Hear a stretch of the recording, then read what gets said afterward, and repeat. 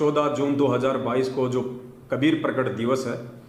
जिसे हम सतसेवक भाई बहन नहीं मनाते हैं, क्योंकि हम सतसेवक भाई बहनों को वास्तविकता का मालूम हो चुका है कि वास्तविक जो कबीर है वर्तमान में कलयुग की पिछली पीढ़ी में, वो कोई दाढ़ी मूंछ वाली फोटो नहीं है। वास्तविक कबीर, सच्चा कबीर, यथार्थ कबीर, जिंदा कबीर सतगुरु रामपाल जी भगवान स्वयं हैं। और यदि हमने किसी का प्रकट दिवस मनाना है तो 8 सितंबर के दिन अपने पूज्य गुरुदेव का ही प्रकट दिवस मनाना है, उनका ही सतगुरु दिवस मनाना है।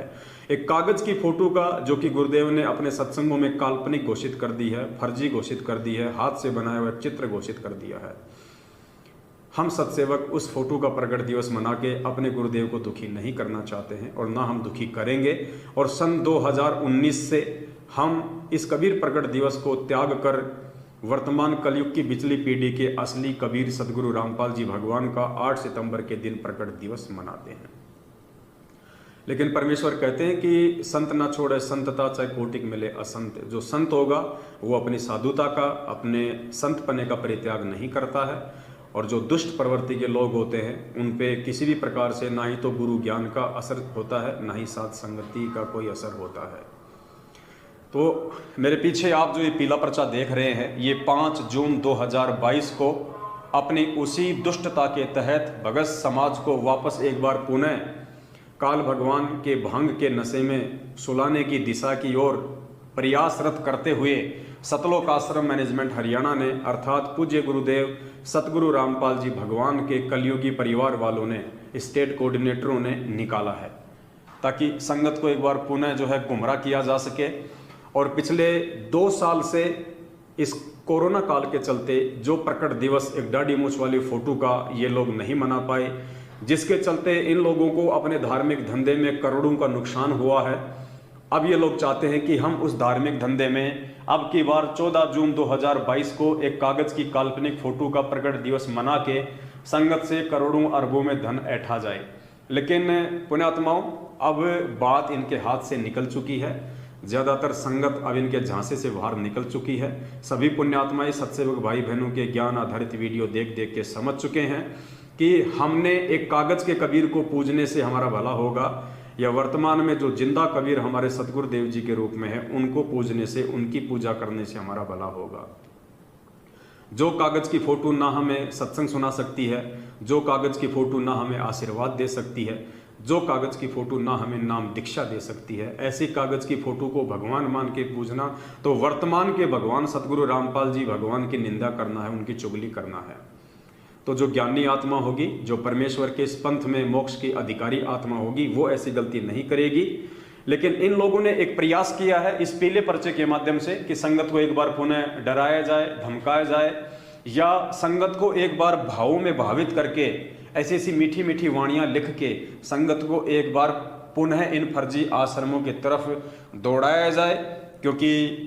14, 15, 16 जो इस कबीर प्रकट दिवस के उपलक्ष्य में ये लोग गरीबदास जी महाराज जी की वाणी का पाठ रख रहे हैं, ताकि ज़्यादा से ज़्यादा लोग जो है पाठ प्रकाश करवाएं, ज्योति का पैसा जमा कराएं और एक बार पुनः सतलोक आश्रम मैनेजमेंट हरियाणा को अपनी अय्यासी के लिए, अपनी रंगरेलियों के लिए संगत से करोड़ों में धन इकट्ठा करने का मौका मिल जाए। लेकिन अब ये संभव नहीं लग रहा है।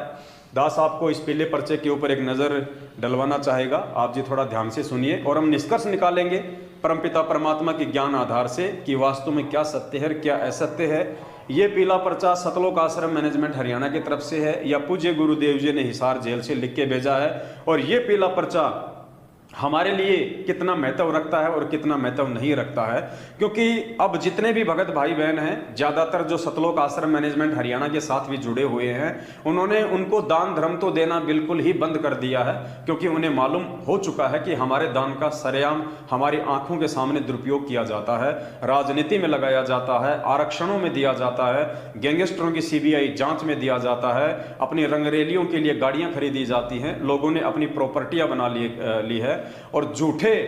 फर्जी आश्रमों में, इन पत्थरों में संगत के दान का पैसा बर्बाद किया जा रहा है। जबकि पूज्य गुरुदेव जी ने वर्षों पहले अपने सत्संगों में कह दिया था कि पुण्यात्माओं, आने वाले समय में ये नकली संतों के जितने भी आश्रम हैं, ये सब के सब हमारे ही काम आएंगे। तो संगत ने निष्कर्ष निकाल लिया कि गुरु जी का वचन सत्य है, गुरु जी ने जो बोल दिया वो देर सवेर होना ही होना है। तो जब नकली संतों के इतने बड़े बड़े आश्रम जो हजारों बीघा जमीन में फैले हुए हैं, एक से एक अच्छे से अच्छे आश्रम बने हुए हैं, जब पूज्य गुरुदेव जी ने कह दिया कि आने वाले समय में ये आश्रम हमारे ही काम आएंगे, तो हम अपने दान का पैसा सतलोक आश्रम मैनेजमेंट हरियाणा जैसे कुपात्र संस्था को देके, इन फर्जी आश्रमों में लगवा के, इन पत्थरों में लगवा के हम क्यों बर्बाद करें।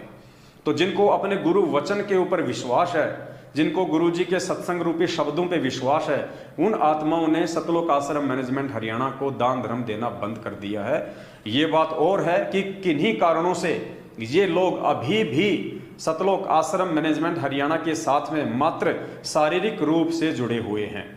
धीरे धीरे परमात्मा उनको सद्बुद्धि देंगे, उनको हिम्मत देंगे। जहां वो आर्थिक रूप से इनसे दूर हुए हैं, ज्ञान आधार से सत्सेवकों के वीडियो देख के, परमेश्वर के सत्संगों पे विचार करके, धीरे धीरे ये लोग शारीरिक रूप से भी सतलोक आश्रम मैनेजमेंट हरियाणा से पीछे हटेंगे, इतना हमें दृढ़ विश्वास है।